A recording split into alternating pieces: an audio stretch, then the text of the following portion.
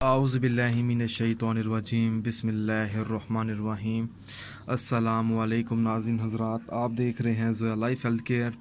नाज़रीन, आज हम इस वीडियो में आपको सूरत सजदा की आखिरी आयत का एक अमल बताएंगे, और ये जो अमल है किसी को मेहरबान करने के लिए है, किसी दोस्त को, अपने घर वालों को, अपनी बहन को, अपने भाई को, ठीक है, अपने करीबी रिश्तेदारों को मेहरबान करने के लिए, लड़ाई झगड़ा ख़त्म करने के लिए। अगर किसी शख्स ने आपके ऊपर जादू कर दिया है तो उसका तोड़ भी मौजूद है हमारे बड़े हाफिज़ साहब के पास। अगर कोई ऐसा मसला है किसी के साथ तो आप हमारे बड़े हाफिज़ साहब से बात कर सकते हैं। नाज़रीन, आपने सूरत सजदा की आखिरी आयत को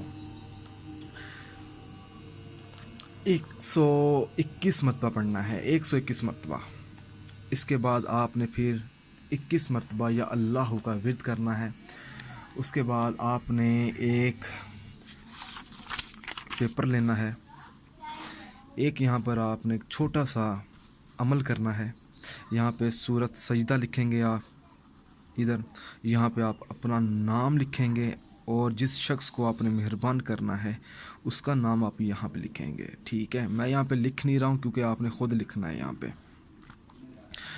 उसके बाद आपने नीचे क्रॉस लगाना है, इधर एक इधर लगा देना है, एक इधर लगा देना है, और एक आपने इधर लगा देना है, और एक इधर लगा देना है।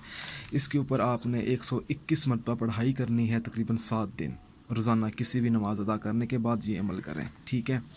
मगर आपने इस अमल की इजाज़त हमारे बड़े हाफिज़ साहब से ज़रूर लेनी है, ठीक है। आपने ये जो पेपर है, इस पेपर को किसी दरख्त के साथ बांध देना है, ठीक है।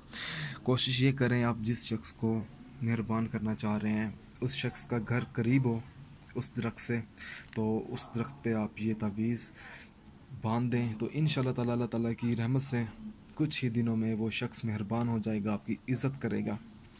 नाज़रीन, इस वीडियो के मुताल्लिक़ कोई भी सवाल है तो आप हमसे रब्ता कर सकते हैं। जज़ाकल्लाह।